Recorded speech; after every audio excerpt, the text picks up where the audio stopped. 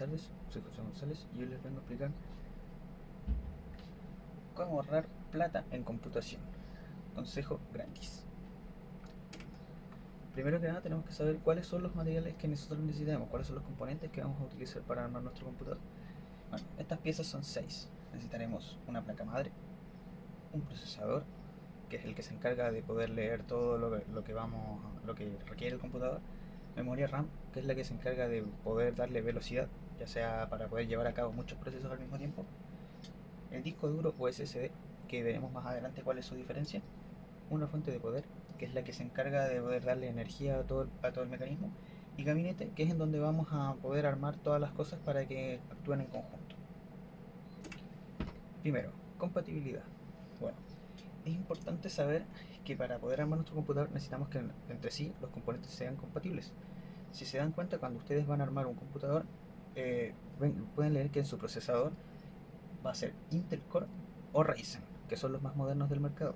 Bueno, para saber qué computador vamos a armar, primero debemos saber cuál es el procesador que nosotros queremos, cuál es la marca que nos acomoda más, o si les da lo mismo, solamente tener el conocimiento de cuál es el número que lleva cada uno para poder compatibilizarlo con lo que es la placa madre. Estos se podrían hacer los dos componentes más importantes de nuestro computador, ya que si uno compra la placa madre, que es lo principal, lo compra en conjunto con el procesador. Cuando uno compra la placa madre, va a poder ver en que le va a decir nombre de socket. El socket es como el enchufe al que va conectado al procesador. Y si vamos a comprar nosotros un Intel Core como procesador, nuestra placa madre tiene que tener un socket que sea LGA 1151 o 1200. ¿En qué varían estos dos nombres? En que LGA 1151 es cuando vamos a comprar un procesador Intel Core de novena generación o anterior. Y un socket 1200 es cuando nuestro procesador es de décima generación o onceava generación. Y si vamos a coger un procesador AMD Ryzen, el nombre de su socket es AM4, entonces nuestra placa tendría que tener el nombre de AM4. Una vez ya que tenemos nuestros dos componentes que son compatibles, ya sea escojas el procesador Intel o AMD, tenemos que saber qué frecuencia soporta nuestra placa. Acá pueden ver que hay distintos valores. Bueno, esta frecuencia es ligada a la memoria RAM que va a llevar nuestra placa madre, ya que no todas soportan la misma velocidad. Entonces, lo que tenemos que saber es qué procesador le pondremos, qué socket necesitamos para cada uno y cuánta es la frecuencia que resiste nuestra placa. Bueno, vamos a instalar ahora lo que vendrían siendo los primeros componentes, que es el procesador, que va en esta parte de la placa aquí indicado. Uno abre una tapa, inserta el procesador y cierra la tapa a presión. Y la memoria RAM, que es la que les mencionaba anteriormente. La memoria RAM normalmente se compran una o dos por cada computador. La placa madre indica cuántas memorias RAM se le pueden instalar. Pueden ser 2 o 4. Y la memoria RAM va a indicar qué velocidad tiene. Por ejemplo, uno puede comprar una memoria RAM de 1600 o puede comprar una de 3200. Bueno, esto va a depender lo que les mencionaba anteriormente. ¿Cuánta velocidad soporta nuestra placa? Entonces, si yo compro esta placa que soporta hasta 2600 MHz de velocidad, le compro una memoria RAM de 2600 MHz. Y estas se instalan aquí al costado. Entonces, instalamos nuestro procesador e instalamos nuestra RAM. Cada procesador viene con su ventilador propio que se pone por encima, puesto en estos puntitos a presión. Entonces, quedaría instalado ya, tendríamos lista nuestra placa, nuestro procesador, su ventilador correspondiente encima y la memoria RAM instalada en este costado. Una vez esté listo este proceso, lo pasamos a llevar a nuestro gabinete, que es en donde van a quedar almacenados todos los componentes. En todos los gabinetes, en esas zonas en donde va instalada la placa madre, va con unos tornillos que traen la misma placa o bien el mismo gabinete. Tenemos que fijarnos de que quede bien instalada, que quede fija, y en cada uno trae instrucciones de cómo varía de cada componente, pues, dependiendo de la marca que lo adquiera, pero siempre instalado en la pared del fondo del gabinete. Instalación posterior. Los gabinetes podemos abrirlos por los dos lados. A veces una de las paredes es de cristal y otras veces es metálica, pero siempre por el otro costado, o bien en algunos casos se da que por el mismo costado, pero siempre en la parte de abajo, vamos a instalar lo que sería nuestra fuente de poder, que va atornillada en la parte de abajo de nuestro gabinete con una salida que es la que del enchufe que todos conocemos, que es donde uno conecta la corriente mirando hacia afuera, y nuestra SSD o disco duro. ¿En qué varía que usted le ponga a una SSD o disco duro? Bueno, la SSD es un formato más actual. La SSD tiene mucha más velocidad que un disco duro. Y el disco duro tiene más capacidad. Entonces, puede ser de que yo tengo 30.000 pesos para poder gastar, le alcanzaría para un disco duro de 1 terabyte, o sea, 1000 gigabytes, o bien para un SSD de 250 gigabytes. Pero la diferencia es que la SSD va a reaccionar a mucha más velocidad. Un computador con un disco duro demoraría aproximadamente 1 minuto en prenderse. Uno con una SSD aproximadamente 10 segundos. Bueno, la SSD la ponemos ahí, que va en una especie de cajones, como de un velador. Usted lo saca, pone la SSD a presión, en algunos casos se atornilla por los costados y lo devuelve a su puesto, al igual que un cajón. Y como le mencionaba anteriormente, la fuente de poder atornillada con la salida del enchufe mirando hacia afuera. Esta es la parte más compleja y en donde mucha gente se pilla, que es en la instalación de los cables de la fuente de poder a la placa madre. No es necesario que conozcan los nombres de los cables. Tenemos el Molex, el ATX, el PCL, pero no es necesario que los conozcan, pero sí de que conozcan cuáles son sus funciones. El cable más grande de todos va conectado siempre al costado de la placa. Este se encarga de darle la corriente a la placa, es el que le encarga de darle la energía.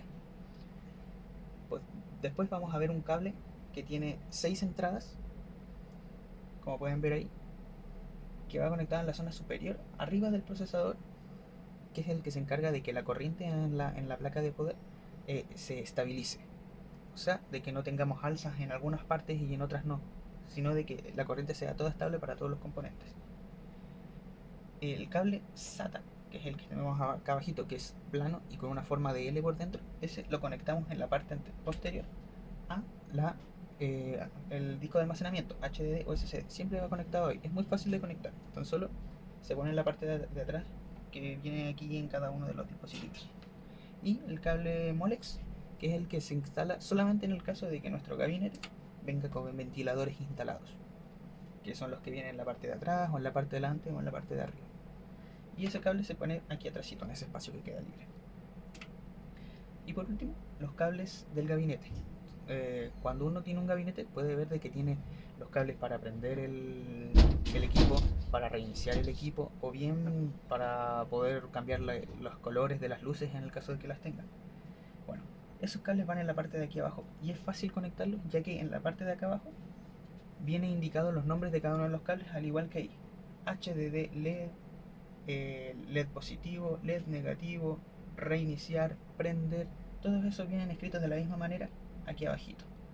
Cada uno de los alambres que sale de la placa es para un cable.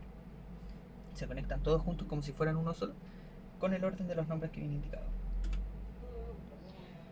Una vez tengamos listo esto, nuestro equipo estaría listo para usar. Solamente tenemos que cerrarlo, ver que todos los cables estén bien conectados, ordenarlos, cosa de que no quede todo enredado. Y muy importante, para que nosotros acabamos de armar lo que es la CPU, nuestra base. Pero aún así requerimos de un monitor y un teclado y un mouse para que funcione. Bueno, aquí yo añadí valores estándar para lo que sería un computador de escritorio común, en donde un monitor podría salir 80.000 pesos y un teclado podemos encontrarlo desde los 3.990 pesos en el mercado. Una vez todo esto conectado, vamos a realizar una comparación. Tenemos nuestro equipo que armamos recientemente y este es un equipo completamente armado en una tienda. ¿Por qué es tan beneficioso que nosotros armemos nuestro propio computador? Este computador, que podemos ver que es un Asus de un procesador Intel Core i3 con 8 GB de RAM y una SSD de 500 GB, está a un valor de 599.990 pesos. Esto es en la página de París. Y yo acabo de crear un presupuesto de cuánto saldría armar yo un computador con exactamente las mismas características que este. Podemos ver que usa el mismo procesador, un Intel Core i3 por 99.000 pesos. La placa madre es la misma que tenía el computador por 81.000 pesos. Memoria RAM, una de 8 GB al igual que vimos anteriormente, por 24.000 pesos. Una fuente de poder de 500, que es la que soporta todo el componente, por 23.000 pesos. El gabinete, que es a elección de cada uno, por 20.000 pesos. Y la unidad de estado sólido, la misma que tiene el equipo anterior, por 33.000 pesos. Y aparte le agregué un monitor de mejores características que las que vimos anteriormente. ¿Y cuánto me salió armar todo esto? Bueno, 387.000 pesos. Si le sumamos de que pagamos 25.000 pesos por el envío de varias cosas que nosotros encargamos, nos queda un valor de 413.000 pesos. Entonces, ¿cuánto es el ahorro que tuvimos al armar nosotros mismos un computador a que comprarlo uno armado? Generamos un ahorro de 186.000 pesos en comparación. Ahí le doy las gracias. Cabe también destacar en qué se diferencia, porque muchas personas dicen, ¿por qué armarme un computador si puedo comprarme un notebook? Bueno, hay una diferencia entre los computadores que nosotros armamos y los notebooks. Y es que cuando uno tiene, claro, la única ventaja que tiene un notebook sobre un computador armado es que es portable, de que uno lo puede transportar fácilmente. Pero el resto son solamente desventajas, ya que cuando nosotros tenemos un computador de escritorio podemos cambiar cualquier pieza. ¿Qué quiere decir esto? Que cuando tenemos un notebook y se nos echa a perder el teclado, tenemos que cambiar muchas piezas y sale extremadamente caro. Si se nos echa a perder la pantalla, el computador queda completamente inservible.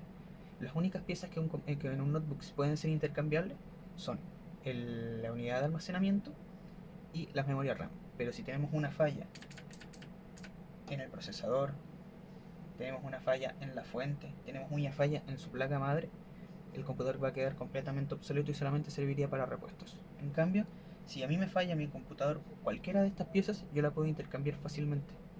De hecho, yo puedo ir renovando y aumentando la potencia de mi computador solamente cambiando las piezas una por una a lo largo del tiempo.